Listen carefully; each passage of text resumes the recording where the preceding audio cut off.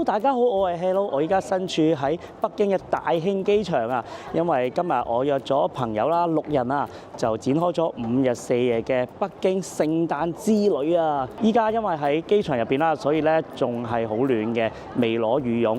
咁我朋友去緊廁所啦，咁我依家錄緊 opening， 同大家打個招呼。咁依家睇下呢度嘅天氣咧係5度啊，今晚仲會凍啲添啊！所以都好開心啊！咁凍嘅地方過聖誕，咁我哋咧 book 咗架車嘅，咁我上到車再同大家講啊！咁跟我一齊出發，展開呢個聖誕奇妙之旅啦！好 ，Let's go！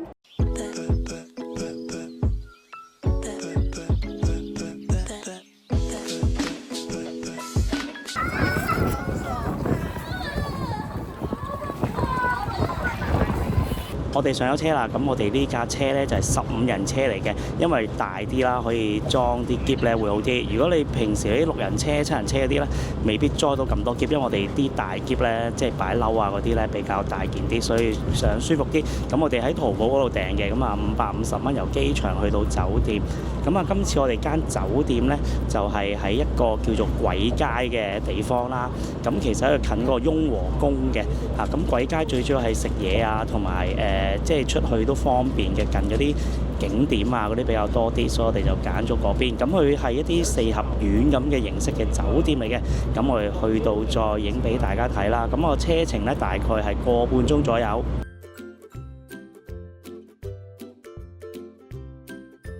我哋落咗車啦，因為酒店唔可以直達嘅，喺呢個我哋叫胡同咧入邊咧行入去嘅，都幾有 feel 啊！呢度啲舊街咧，北京啲老街啊，呢個好有呢個感覺啊！落咗車又唔係咁凍喎，我覺得 OK 喎。行咗大概5分鐘入到嚟啦，即係全部啲民居嚟嘅喎。Let's go 啦！開箱啦！哇，幾靚喎！入到嚟呢個位，等我要搬個篋先。我呢度咧要攬過呢個，我唔知叫乜啊呢個。哇！真係有啲功夫喎。好，我哋煎奶啦。哇，好靚喎！哇，好暖和啊！入到嚟，哦，會有啲香味嘅喎，都幾超下喎呢度。哇，正喎！哇，好舒服啊！入到嚟，咦有咖啡機啊！呢度有咖啡機喎。咦，有呢啲嘅，係咪借㗎可以？啱啱問咗呢度職員，佢話呢啲衫咧就可以免費借嘅2個鐘頭。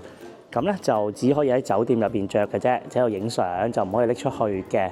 嗱，呢個咧就係4合院嗰邊嘅改建嘅。哇，幾靚喎！入到呢度有個中庭啊，不過而家咁凍，應該都好少人會有閒情逸致坐喺度。不過夜晚可能呢度咧有暖爐㗎 ，OK 喎。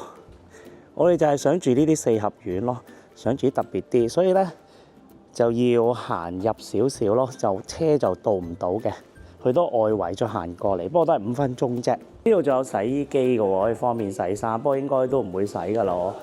咁我咧就喺永安嗰度訂嘅，咁就訂咗4晚啦，就2490蚊。呢度上面嗰層咧係餐廳嚟嘅，咁依家當然係冇開啦，咁可以食早餐。咁啊自助早餐咧就30蚊一個人嘅，係啦，應該都係啲中式啊嗰啲咯，唔係太多嘅嘢食嘅。3間房都一樣嘅，大約200尺啦，入嚟睇睇，一眼就望晒㗎啦。咁咧呢度有電視機啦，不過都舒服嘅。咁啊大床啦，咁呢度有個茶几啦，同即係台咁樣啦，有張 sofa。咁再行入嚟呢度咧，就係洗手間 ，OK 啦。嗱，洗手間乾濕分離嘅喎，嗱一入到嚟呢度咧，洗手盆啦，左邊就係沖涼嘅 shower room， 佢就冇 rain shower 嘅。隔離呢邊咧就係廁所，係啦，就係咁樣嘅。咁啊有曬毛巾嗰啲啦。咁北京呢邊規定咧，一次性用品咧就唔會擺喺房間嘅，有需要咧就去前台問佢攞。聖誕節嚟講咧，如果600零蚊港幣一晚咧，其實都幾抵嘅，我覺得。好，依家大概係4點左右，我哋依家出去下一陣食晚飯啦。我哋經過呢個簋街啦，咁呢個係食嘢街不夜天啊。嗰個係9大簋個簋啊，唔係盞啊，就係呢度啦。成條街都係食嘢。頭先個司機話咧，呢度出名食小龍蝦嘅，不過仲有好多其他嘢食。我哋就唔係食小龍蝦，我哋就食北京菜。呢度好多小食，譬如呢個冰糖葫蘆，我見到都好多間啊。同埋涼皮啊，涼皮好似係啲西安都有嘅喎，辣辣地嗰啲。我哋就係呢間啦，花家怡苑。呢條街好靚喎，好多燈籠嗰啲啊，好多間咧都係差唔多咁嘅樣嘅。我哋呢間就有小龍蝦同埋啲北京菜。入去條走廊都幾靚喎，可以打埋卡喎，好多名人幫襯喎，應該都好出名嘅呢度。咦？呢度咁得意嘅，原來上邊係中空嘅，不過咧佢就有個幕遮住嘅，咁入邊都好暖嘅，都好大喎呢度。哇，幾靚喎！簡單講下啦，呢度係出名食烤鴨嘅，係啊，大董就冇咁近呢度，係我哋試咗呢間先，因為近我哋依家好肚餓啊！咦？呢個咩嚟㗎？霸王雞，咦幾得意喎！我哋就簡單啲嗌咗個4人餐先啦，有鴨啊，跟住有其他涼菜啊、特色菜啊咁樣啦，跟住慢慢再加啦。好，飲杯！北京之旅好開心啊！小食係叫做北京味道，係有4樣嘢。呢個好似湯圓好得意啊！呢個好似啲黃牙白啊，應該係啲牛展啦，加埋呢個豆糕咁樣。呢個係撈汁章魚啊，好彈牙喎，睇落去好正喎。不過好似有啲辣啊，我把聲沙沙地啊，都驚。小彈牙試下先。好味喎！呢個都不過有少少辣，好得意喎呢啲。呢個係馬蹄嚟嘅喎，有啲士多啤梨汁咁樣。呢個咧有少少芥辣味嘅。咁呢啲係正常嗰啲咯。最特別呢兩個，我見到師傅喺度片緊鴨。呢個唔知係咪我哋嘅咧？哇，片得好靚喎！佢咧片埋嗰啲膏嘅喎，啲肥膏唔要嘅喎。同我哋香港嗰啲唔同嘅，香港咧連埋啲肥膏啊咁樣，佢就分開咗啲皮啊咁樣嘅。片皮鴨啊！真係好有儀式感啊！嚟到北京，呢個係天壇嘅造型啊，北京故宮文創幫佢哋做嘅唔知係咪啊？咁另外呢度有啲皮啦，同埋會送翻呢啲鴨嘅呢個內臟啊、啲頸啊咁樣。嗱，佢頭先咧解釋咗一次嘅。嗱，我哋一打開，我就先一個鴨皮啦，咁呢個主要係皮嘅，跟住之後再第二層咧。就肉比較多少少嘅，係啊，肉連皮嘅。肉相連啊，呢個叫肉相連啊。北京食片皮鴨真係唔同啲喎，片皮鴨咧仲有一味咧，會連埋呢個好似啲鍋巴啊咁樣夾住，應該係金華火腿咁樣喎。原來呢個係山楂嚟嘅，唔係金華火腿，我仲以為金華火腿添，我誤會咗佢。佢冇咁高級，唔係魚子醬，係黑醋粒，咬落咧爆開咧係啲醋味嘅。Cheers！哇！原來呢個咧係烤鴨最靚嗰個皮嚟嘅喎，鴨腹個位嚟嘅，好正喎，幾靚。好味啊！咁特別喎呢度，真係好食呢度，好正喺度㗎，冇介紹錯。呢度果然專業喎，呢啲配料咧係每人一份嘅，同埋一個設計得啱啱好擺呢個位咁樣㗎。最期待嘅烤鴨啦，先夾咗佢先，我都係亂咁夾啊。平時係攝影師幫我夾嘅，但係佢依家唔得閒啦。真係唔同啲喎，北京食呢啲片皮鴨，哇！啲肉咧好嫩嘅，同埋啲皮咧係好有油脂啦，咬落去咧係好香嘅，好脆，同埋即係嗰啲油酥味咧係唔同㗎，同香港啊、深圳食嗰啲唔同㗎。如果嚟北京食烤鴨呢間咧，都值得推介。大家嚟到咧可以問佢攞山楂，我朋友原來上次嚟過咧。係啊，山楂夾落去啲鴨咧就冇咁流嘅，同埋好味啲咯。個鴨架咧就包埋嘅，呢個係用椒鹽嘅做法。8選4，我哋就揀咗呢個宮保雞丁。個樣都幾正式喎，好似都幾靚仔喎。豆腐嚟嘅，好似有啲酸辣湯咁樣㗎，有啲蝦啊咁樣咯，有啲海鮮啊。呢個係毛血旺啊，好似好辣咁樣啊。我食少少算啦，仲有幾日啊。呢個係八爺炒肉，咁其實係啲豬肉嚟嘅，撈埋呢個夾餅、燒餅一齊嘅。呢度咧係好興食呢樣嘢嘅，不過係羊肉比較多啲，豬肉比較少見啲。個餐仲有一個湯，呢個酸辣湯，唔知同上海式嗰啲有冇分別咧？睇個樣好似差唔多。呢個甜品係玫瑰餅。我呢個4人餐，但係俾咗6個嘅。唔知係咪因為我揸住機啊？可能送俾我唔知啊。個餐原來仲有葱油餅㗎，哇！咁多嘢食嘅。呢個係渤海大蝦燉白菜，我哋另外點嘅呢個126蚊。呢個4人餐呢，嗱，除咗呢個係另外嗌之外呢，就呢度包晒，我覺得都抵食喎，都夠食喎。係我6個人呢都夠食咯。夾餅都好食喎，雖然佢係豬肉啦，冇羊肉咁好食，但係啲豬肉都香嘅。但係如果係羊肉咧，更加正咯。佢個餅咧係好熱、好酥脆㗎，真係好味喎。我以為係普通嗰啲大白菜同香港差唔多，但係食落去冇渣，同埋係好甜嘅喎，係唔同㗎啲味道。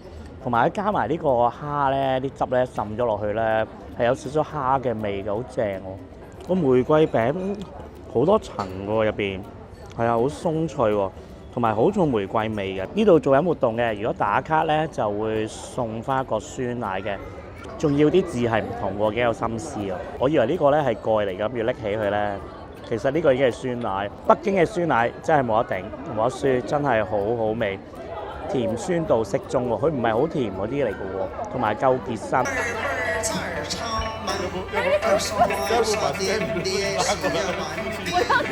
食飽啦，我哋行下街先。咁我哋嚟到呢度叫三里屯啦，就好似我哋香港嘅銅鑼灣一樣啦。呢間太古里嘅 Uniqlo， 哇，好大間喎！呢度都有啲聖誕氣氛喎，睇下啲樹咧都要有啲燈飾佈置。呢度好似有少少日本 feel 咁嘅感覺，好似行緊喺東京啊嗰啲咁嘅感覺喎。呢度大部分都係啲名店嚟嘅喎。同埋每一個品牌咧都有一個獨立嘅 building 嘅喎。呢間 Starbucks 有 Harry Potter crossover 喎啲產品。我哋聽日都去環球影城，仲多。早晨咁多位，今日係第2日啦。琴日喺三里屯咧行咗陣咧，本來諗住去酒吧街，但係大家太攰啦，咁啊早啲翻嚟休息，因為我哋今日要去環球影城啊。咁依家咧嘅天氣咧係-3度啊，晏啲咧不過係正數嘅，去到晏晝咧應該可以去到6度嘅，應該都唔算太凍。我依家未着褸咧，就咁行出嚟咧都可以接受嘅，當然就唔可以太耐啦。我覺得酒店咧間房咧都幾舒服嘅，佢雖然唔係好大啦，大概200尺左右啦，但係我覺得啲暖氣又好夠啦，唔會話好熱，唔會話好凍咁樣，我覺得都幾好。朝頭早咧我就喺酒店嗰度食早餐算啦，嗰度咧就30蚊嘅啫。咁我上到去再影一影俾大家睇有啲咩食啦，都係啲簡單嘅嘢嚟嘅啫。咁早餐就唔係好多嘢食㗎啦，呢度有麵包啦，咁一啲糕點咁樣咯。呢啲應該係啲特色糕點嚟嘅，應該生果飲品、甜品、穀物豆漿。粥咧就係用呢啲配料，有啲似潮州大陸最中意嘅早餐，包括呢啲粟米啊、番薯啊，哇好熱等等啦，滷水蛋、炒飯、菜。呢啲咩嚟㗎？呢個都係菜，跟住油炸鬼啊，呢啲香腸啊等等啦，仲有哇啲餃子自己淥嘅，好搞笑。番茄炒蛋，哇！點解要有味精嘅喂？咁我簡單食完咧，就出發去環球影城啦。咁我哋 book 咗架車嘅，咁就由酒店過去咧，大概係150蚊。我就買咗入場券加 Fast Pass 有3個項目嘅。咁唔知點解24號咧佢冇話特別貴喎，就923蚊人民幣嘅。如果你淨係買入場券咧，就473。咁每日都有啲唔同嘅。25號開始會貴啲。咁 Fast Pass 嗰3個項目咧，咁佢有3個咧就係3選2嘅，包括哈利波特啦、侏羅紀啦，同埋變形金剛。咁另外咧有個5項入邊咧就揀1項嘅。咁包括有一個叫小黃人啦、功夫熊貓啦，仲有一個唔知叫咩燈光攝影開拍、圓轉武俠同埋超萌旋漩渦啊。咁我哋就諗住玩個小黃人。喂，我到咗啦。咁咧頭先啱啱經過安檢，咁啊再直行咧，你見到個波個位咧，其實先至係正式入場嘅。咁啊跟我哋喺度。Pop Mart 果然無處不在啊，連呢度都有啊，幾搞笑，好暖啊呢個小黃人啊！美團啊，心貨美團。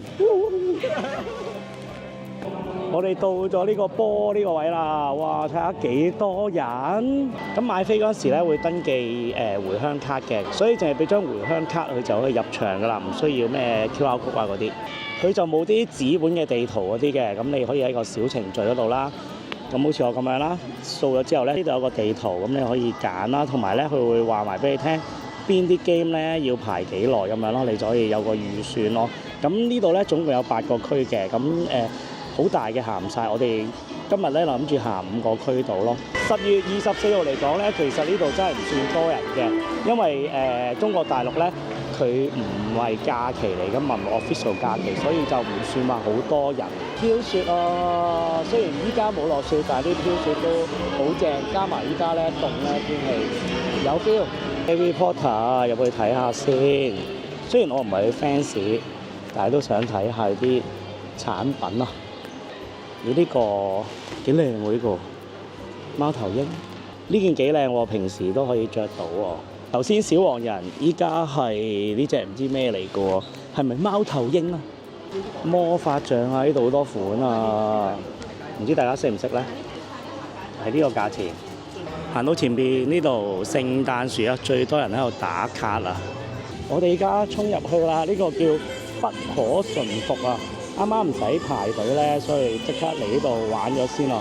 呢個有啲中國特色嗰啲嘅喎，好衝啊！咦，原來呢個係 show 嚟嘅喎，劇場嚟嘅喎。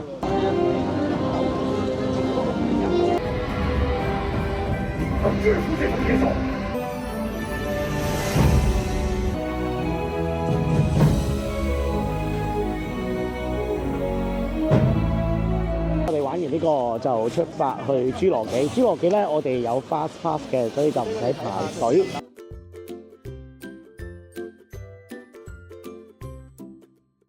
fast pass 真係勁快喎！我唔使排隊直入嚟到啦。同埋咧，你買咗飛嗰陣時咧，用人臉識別咧，就咁唔使 show pass 咧，就咁入嚟就得㗎啦，認到你係買個 fast pass 嘅。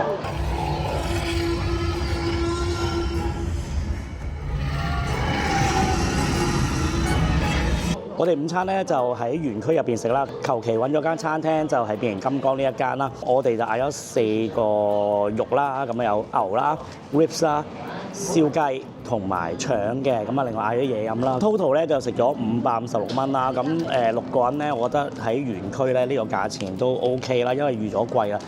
味道方面咧就都係一般㗎啦，即係當填飽個肚算啦，但係又唔係好難食嘅。我哋而家入到功夫熊貓嘅區域啦。呢度咧比較特別嘅，點解咧？因為咁多間嘅環球影城咧，係得北京呢度先有嘅，好靚啊！大家見唔見到上面好多唔同顏色嘅燈籠，同埋好多咧啲中式嘅設計嘅屋咯，好多人。但是是時候和天下戰鬥，他已經把村民們變成了美食。我可不想再看到餅乾罐事件2點半咧，呢度有個巡遊啱啱趕得切，我哋可以排到前邊睇啊！巡遊係比較中國特色嘅，有啲唔同。我呢架車都係好有中國特色嘅喎，雖然都係嗰啲人物啦，但係擺咗啲有中國特色嘅花車上邊喎，幾特別喎。好，我哋而家進入小黃人嘅區域，我哋個 fast pass 咧，其中一個咧，我哋就揀咗呢個小黃人啊！呢個區咧幾 Q 嘅喎，幾得意喎，所以要超級萌樂島啊！我哋就係玩呢個小黃人鬧翻天啊！我哋有 fast pass 嘅，呢個 fast pass 又係直入啊，唔使排隊啊！睇下冇人㗎，你睇下冇 fast pass 排到幾多人？啱啱玩完啦，都幾好玩嘅，有啲似動感影院咁樣咯。但係咧，佢就唔俾拍嘅，因為咧會喐咧，比較危險啲咯。所以就冇得拍俾大家睇啦。咁你哋自己嚟試下啦。大概我諗10分鐘到啦。哇！點解搞我啊？到最後一站，我哋出發去 Harry Potter 喺我後邊嘅。依家開始凍，我戴翻口罩擋下風先。好期待啊！呢個沿途咧都好靚啊，有啲燈飾啊，加埋啲松樹咧好聖誕啊！我哋到咗咯，哇！真係好靚啊，好夢幻啊！佢啲屋頂咧仲做咗啲落雪嘅造型嘅喎。呢度好多 shop 啊，哇！同埋呢個聖誕樹啊，好靚啊！正啊！哇！呢個係最多人排隊嘅黃油啤酒，50蚊。呢度真係最受歡迎啊，最多人嘅個城堡真係好靚啊，做得。如果冇 fast pass 咧，就要排90分鐘啊。希望唔使排好耐啦，因為呢啲我諗 fast pass 需要等一陣嘅。暫時都係暢通無阻喎。哇，好刺激啊！好似啲過山車咁樣咧，好立體㗎。好多場景咁樣啦，唔詳細講啦。總之係好正啦，咁多個 game 之中最正係呢一個。仲有原來 fast pass 咧，頭先都係直入㗎。頭先前面好多人咧，但係都係一路行㗎，好快，10分鐘已經去到可以玩啦。呢度嘅 fast pass 真係正啊！咁我哋最後咧睇埋個燈光 show 就走啦，就去食飯。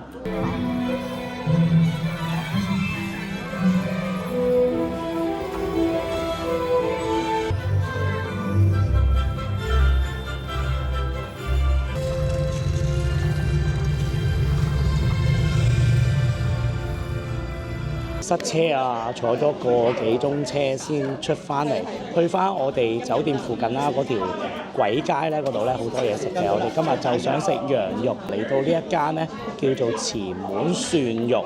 呢個可以讀涮字或者讀散字都得，因為好多間咧都 book 滿晒啦，同埋都好難揾位啊。咁啊呢一間咧就見到有位，我哋嚟試下啦。同埋有朋友咧唔係好食羊嘅，咁我呢間咧就可以食羊，又可以食牛。我哋先點咗個3人餐先，呢個係362蚊，咁有湯底啦，跟住5選3，有牛肉啊、羊肉啊咁樣啦。另外呢度仲有啲豆腐啊、菇啊嗰啲咁樣啦。咁北京嗰啲火鍋咧就係咁樣嘅。佢呢個咧就唔係炭，頭先咧我喺街影到一間老店咧就係炭嘅，不過咧淨係得羊啫，所以我哋就冇去到啦。同埋得4人位嘅，我哋6個人就難搞啲。通常呢啲鍋咧都係清湯為主嘅，你見到都係啲熱水加少少呢啲配料，出少少味嘅啫。咁同埋食羊肉咧，通常都係點麻醬嘅。套餐呢度有燒餅夾羊肉嘅，嚟咗呢個咧係牛肉嚟嘅，咁另外呢個咧都係牛肉，哇真係好大盤啊！我哋嗌3人餐啱啊，呢個係羊肉嚟㗎，仲有好多菜㗎，我哋擺咗呢度睇唔到，呢啲薯仔嚟嘅，金菇啊，哇蔬菜籃啊，好大盤啊！呢個我哋另外點嘅係手打羊肉丸啊嘛，牛肉丸嚟嘅，餐嘅頭盤就係沙律，呢個冇乜特別啦。有啲似日式嗰啲芝麻醬咁樣，好試下羊肉先。我好搞笑，我黐咗塊板嗰度，不過好似好厚喎呢隻羊。但係好新鮮咯，係啊。好試下呢個羊先，呢個好厚噶。我以為係好似小肥羊嗰啲咧嚇，估唔到個套餐係2碟牛啊！試下先。我都想要一塊。好啊好啊。都好香羊味喎。我以為好韌咧，咁厚咬落去好腍啦，同埋有少少啲肥膏位咧，好味喎，好新鮮喎。點埋個麻醬咧係幾融合到嘅。呢個係雪花肥牛喎，呢個貴啲啊，200幾蚊嘅要。我哋加咗個羊肉，哇玩嘢啊，68蚊咁多。頭先嗰個牛肉200幾蚊啊，咁少。咁我哋食完就翻去休息啦，因為聽日咧我哋一早咧就要去故宮啊。咁啊，聽日見。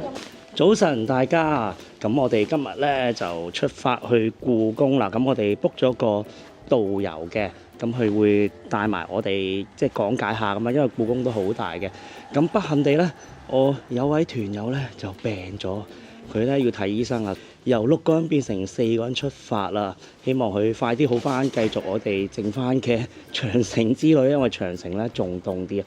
今日咧比琴日再凍啲，起身咧係-4度，依家都係-1、2度咁樣咯，所以比較凍啲啊。喺我身後就係故宮嘅其中一個入口啦，叫東華門。咁我哋而家行去午門嗰個位，約咗嗰個導遊嘅。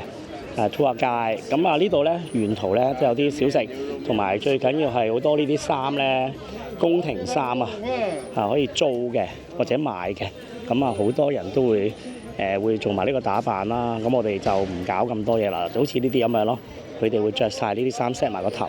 東華門隔離，哇！睇下呢個護城河結晒冰啊！依家係-3度，比琴日凍少少。不過因為呢度呢，可能都係市區呢，就冇咁凍。我反而感覺上楊柳樹好靚啊，不過枯乾咗啦依家。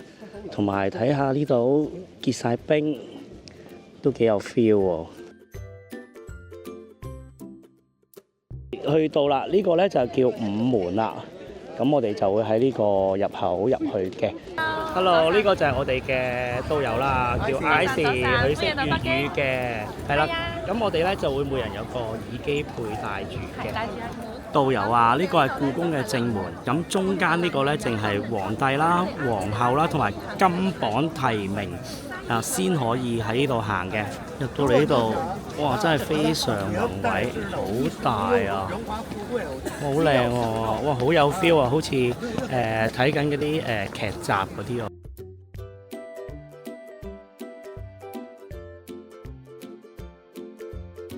呢度咧總共有8條龍，咁加埋皇帝自己咧就係9條龍。咁清朝嘅皇帝咧好中意用9同埋5嘅，所以點解皇帝叫95至尊？哇！行入嚟仲宏偉啊！頭先嗰個只係普通大門，哇！俾大家睇下，哇！超大啊！大家對後宮有冇興趣㗎？哇！想唔想去睇下？導遊講咧，呢度咧總共有9999間房啦、屋啦咁樣啦，剩翻一間咧就係代表皇帝啦。如果你要行晒成個故宮咧，起碼都要3日咯，所以一定要有導遊咧介紹。如果我哋就咁行完咧，唔知做緊乜啊。前邊呢個就係最出名，叫太和殿啦。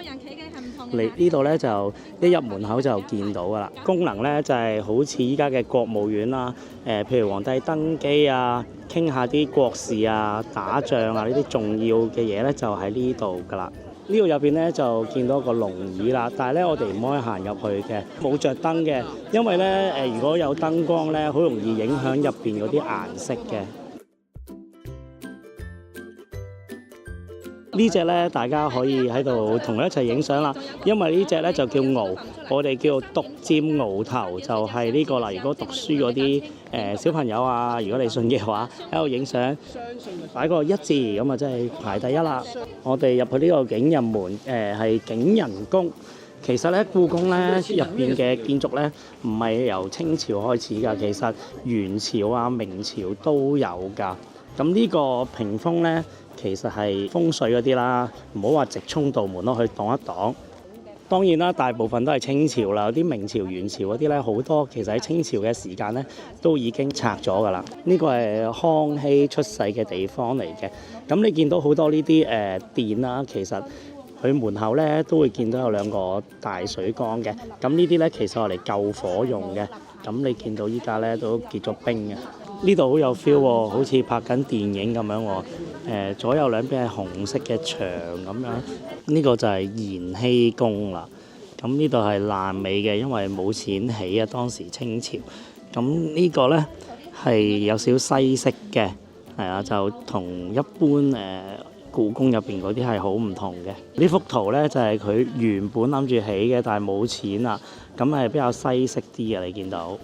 呢個就係你見到好多宮廷劇出現嘅地方啦，哇，好靚啊！呢度好宏偉啊！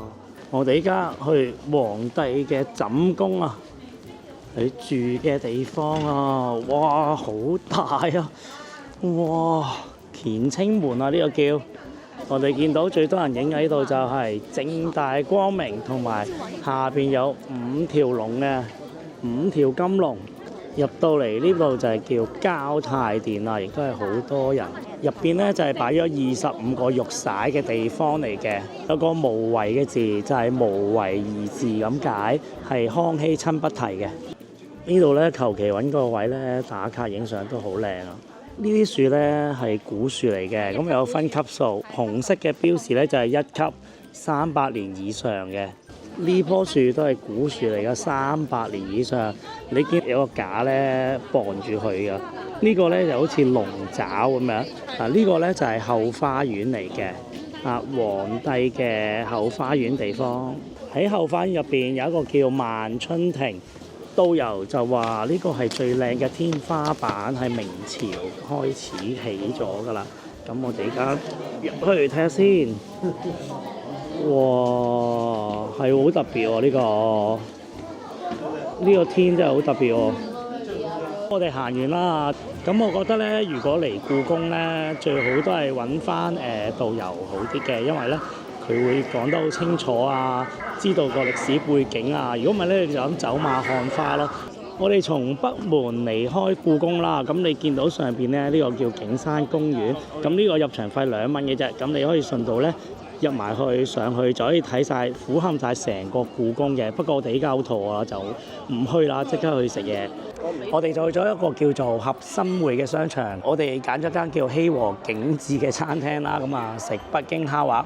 咁喺北京咧啲氣温咧好乾啊，朝頭早咧把聲就 OK 啦，去到中午打後講得嘢多咗咧就開始沙把聲，琴日都係咁樣。不過都有少少咳嘅喺嚟之前，咁啊但係開始好啦，但係一嚟到咧話又開始比較辛苦啊，所以大家嚟咧都要保養好自己嘅身體。咁佢有好多餐嘅，咁我哋4個人啫，咁我哋想嗌呢個2人餐。以呢個經驗咧，上次都係4個人咧都係嗌啲細份啲嘅，咁嗌2人餐另外再加好啲。有烤鴨半隻啦，仲有啲涼菜啊，同埋有個毛血旺啦。咁我另外再嗌其他嘢，都仲有個鴨湯嘅甜品咁樣。我哋另外再加個乾隆白菜、海膽豆腐、炸醬麵套餐嘅冷盤牛筋凍嚟咗啦！哇，幾得意喎，有啲似上海啲牛肉啊！乾隆白菜咁得意嘅，好似啲腐竹咁樣喎，其實係白菜跟住有啲醬咁樣嘅。呢個攝影師話要點嘅海膽豆腐啊！呢個食落咧係冇味嘅，差唔多。咁咧要靠嗰個醬汁咧點咗先有啲味道嘅。牛筋豆腐係幾好味幾滑嘅，不過我覺得就冇海膽味咯。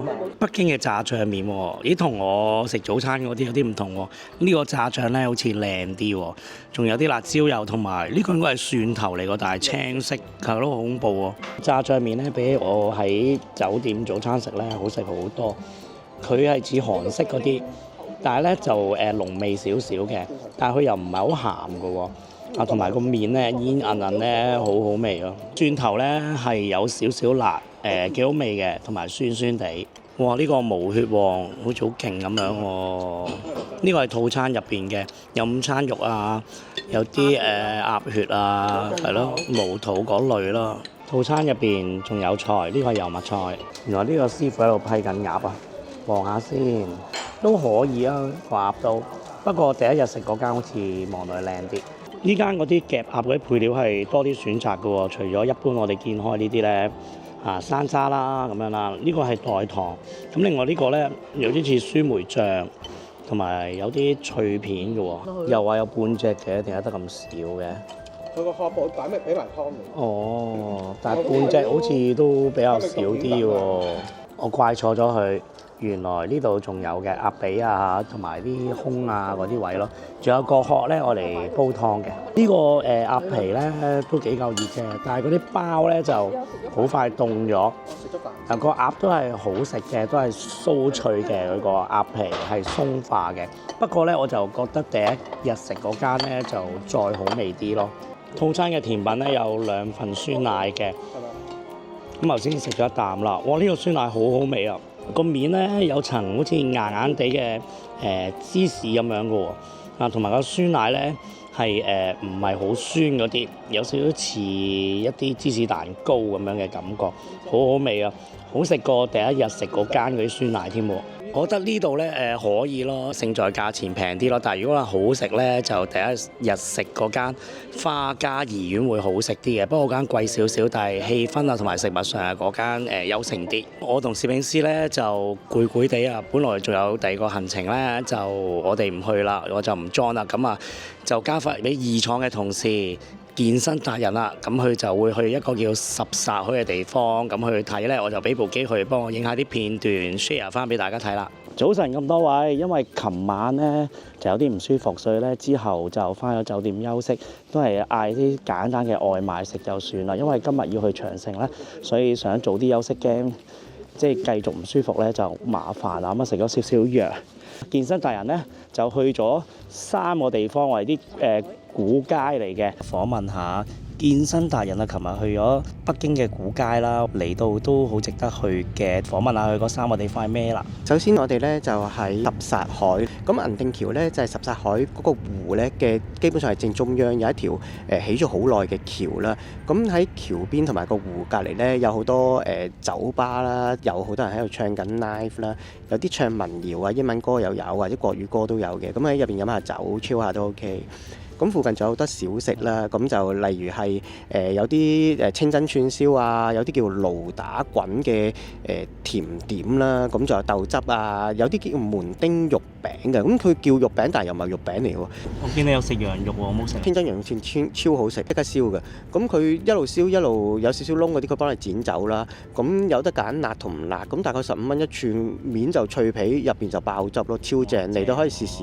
我覺得行最有特色嗰啲行半個鐘頭都行晒嘅，跟住就直接可以去隔離一條老街，就叫做煙袋斜街，佢就係一啲老胡同，咁入邊其實佢有一半都係啲好新嘅賣啲手信啊，賣啲小食啊，咁但係佢就中間就夾雜住有可能10零間好耐歷史嘅鋪頭或者係一啲古建築咯，咁都可以睇下嘅。行完個煙袋斜街呢，咁好方便嘅，即刻可以駁落去一個叫做南同古巷啊，就好似係一個正方形嘅一個圍啊，即係我哋香港嗰啲圍村咁。應該佢6點後好多鋪頭都閂㗎啦，咁所以去呢就6點前去咯。咁佢都有啲好似街邊檔咁嘅嘢嘅，有大概10零20檔，早啲可能仲多啲。因為琴日我哋去到嗰陣時都5、6點啦，好多我都見到收咗。咁剩翻喺度嘅就仲有啲好似叫老北京爆肚啊。咁佢就係黑毛肚啦，你當係，咁佢就撈翻一啲好似麻醬啊嗱，仲有好多唔同嘅配料，你中意食咩你就叫個師傅幫你落，咁佢撈咗個醬，再撈埋啲肚，咁一次過俾你食咁樣咯。咁呢3條街駁埋，我覺得行2個零鐘就夠噶啦。咁但係什剎海就記住日落前去到就最靚嘅。我哋到咗長城嘅八達嶺啦，咁呢度呢係最 common 最易入口啊，最多遊客嚟嘅，因為呢度呢有個八達嶺嘅高鐵站啦，你可以搭高鐵啊上嚟就得㗎啦。咁之後呢到咗呢就可以喺我身後呢度。係啦，買啲登山纜車嗰啲車票，或者你自己徒步行都得。咁但係建議，如果你時間唔夠長呢，好似我哋咁樣呢，就先買咗呢個來回嘅纜車飛啦。咁啊，佢會載咗你一段高嘅位置啦，都唔係好耐嘅啫。跟住之後喺嗰度行，咁你行完之後呢，就可以再搭翻車落翻嚟呢度，再搭高鐵走。咁啊，最簡單㗎啦。咁嗰個纜車個車票呢，就如果單程呢，就係100蚊，如果係來回呢，就84蚊。喺呢度買完飛咧，你可以喺呢度咧有啲餐廳啊、coffee shop， 你可以食下嘢先再搭車都得嘅。咁就係前面呢個叫八達嶺索道嗰度上車。長城嘅入場券咧就係35蚊，坐呢個纜車咧就係上到去叫做北7層嘅。咁之後咧，我哋要再行多層啦，咁行到去8，咁嗰度咧就係全程最高點。如果冇搭纜車就係咁樣行上去啦，哇，都幾斜喎。到啦，哇，真係好壯觀喎，好正喎。咁行過去嗰邊影下先，我一路掃落影俾大家睇啦。其實真係好長同埋好偉大嘅工程啊！你見小紅書或者其他 social media 咧影得最多就係呢一段啦，就係呢個位啊，好多人喺度打卡，你睇下幾多團喺呢度，我都打翻張卡先。真係有少少斜嘅喎，如果老人家嗰啲咧小心啲，同埋咧依家好啲就冇雪，如果有啲冰喺地下咧就會跣危險啲，所以真係要一步一驚心，係有少斜。好，上到再同大家講啊，落嚟都要小心，你睇下有小朋友已經跣親啦。Hello， 我依家喺機場啦。點解咁快去到機場呢？因為都唔係好舒服啊。琴日咧長城行咗一段仔咧，咁啊攝影師唔係好舒服啦，因為之前我喺故宮咧凍親啊，所以咧佢就唔係好掂啊。咁我哋就同咗佢走啦，得翻健身達人同埋女朋友繼續上去啦。咁佢哋咧就上咗去去到第8層嗰度啦，比較高點啊，嗰度係最多人嘅，影出嚟係最宏偉嘅，咁啊好壯觀嘅。咁之後咧佢哋仲有啲行程嘅。咁我就直接翻咗酒店，咁啊食啲藥啊，同攝影師都係食啲藥啊，休息下，嗌啲外賣就算啦。咁佢哋之後嘅行程係點咧？我就訪問下佢啦。聽講你哋哋有去過頤和園同埋其他地方喎。我把聲都唔舒服埋。頤和園呢，其實佢係一個好大嘅公園，中間圍住一個好大嘅湖嘅。咁琴日呢，我哋去到頤和園嗰度大概都2點鐘㗎啦。咁琴日嘅氣温都幾凍，成個湖結晒冰呢。咁加埋太陽啱啱落山嗰個影照都好靚嘅，好值得去。入園就20蚊，但係入邊有啲園區都仲要俾錢。咁所以但係俾錢嗰啲我哋就冇去啦，圍住個湖邊行咗大概1/4度，都要行差唔多2個鐘啦。咁去完頤和園，我哋就去咗一個叫東郊民巷啊。咁佢一條大街，同埋有10幾條細嘅胡同交織出嚟嘅。咁每一條細胡同咧，入邊都有啲好靚嘅餐廳，有啲意大利餐廳啊、法國餐廳啊。我見你哋都有食嘢啊嘛，後尾有啊有，我哋去咗間幾靚嘅 cafe 度飲咗杯咖啡咯。我哋再行前少少咧，就係有一個叫做鮮魚口街，同埋係一個叫前門大街啊。我哋喺入邊就食咗幾樣當地好出名嘅小食啦。咁有羊雜湯啦，將啲羊嘅內臟煮一個清湯。老煮啦，老煮就應該係將牛嘅內臟咧，就煮咗一個好濃嘅湯，就有啲似香港嘅五香牛雜，再濃啲。我見當地人咧，佢係加醋加辣椒油落啲湯度，跟住係啊，佢哋唔係用筷子食嘅，佢用匙羹食嘅。咁啊，最後就食埋一個叫門釘肉餅。咁就我見到成條街都係賣緊呢樣嘢，都幾靚㗎。我覺得可以一次過行晒呢4、5條街，跟住再去天安門，咁我都可以行到半日㗎啦，基本上。好，唔該晒啊！今次真係唔好意思啦，好多行程咧都去唔到啊！我朋友又病咗啦，跟住又輪到我啦，跟住阿攝影師啦，跟住其實健身達人臨尾呢日咧都病啊，所以咧大家嚟到咧真係要好好保重身體啊！咁啊，今次旅程就嚟到呢度啦，多謝大家陪我睇到依家啦，咁我哋約定你下條片再見，係咁先，拜拜。